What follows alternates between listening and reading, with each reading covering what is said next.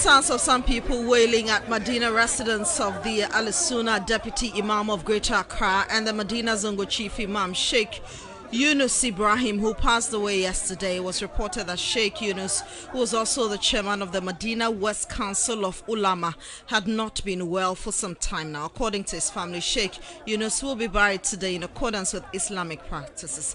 Now let's go live to Madina and speak to our man on the beat, Abdurrahim Ninche. Now Ninche, we are grateful for your time this afternoon. Now, yesterday when the news broke on social media, some people said that the military and police should bear with them because the people of Madina would unintentionally defy the lockdown order of the interment of their beloved father and Imam. Tell us what the situation is now. Well, Valentina, like was said yesterday by many people on social media, Sheikh Yunus is a very huge figure here in Madina and in the Ahlusunna circles. And so for such a man to pass on, it means a lot to the people of Madina, and the people of Madina would want to give him a befitting burial. So right from yesterday, people started pouring out, especially knowing that there was still a executive instrument that was in place, the president stating that people who could not attend funeral in more than the number of 25. And so right from yesterday to this evening, the Madina was a bit hot. The tensions were very high. And as I report to you, right from this morning, military men had taken over the place right from his mosque from Zongo Junction. So his mosque is around the BB lane, straight to the main street. The military men were all over. You could find a lot of people on the street actually wailing, people wanting to go into his house at least to bid their leader farewell. And so really the situation in Madina is quite a difficult one, and most of the leaders are actually torn between two things.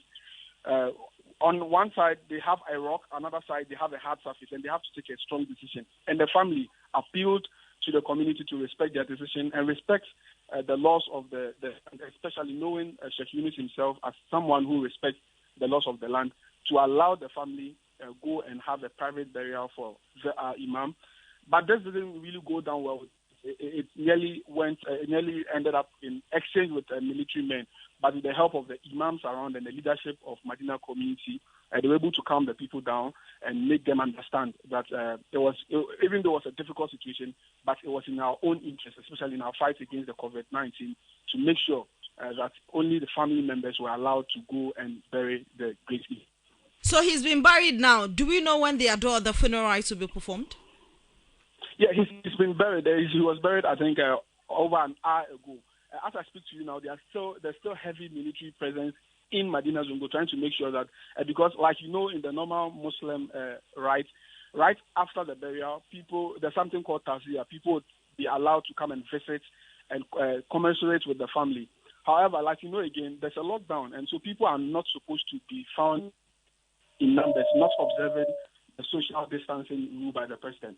And so the military are around to make sure that people do not go into the house and people observe all this laid down procedures.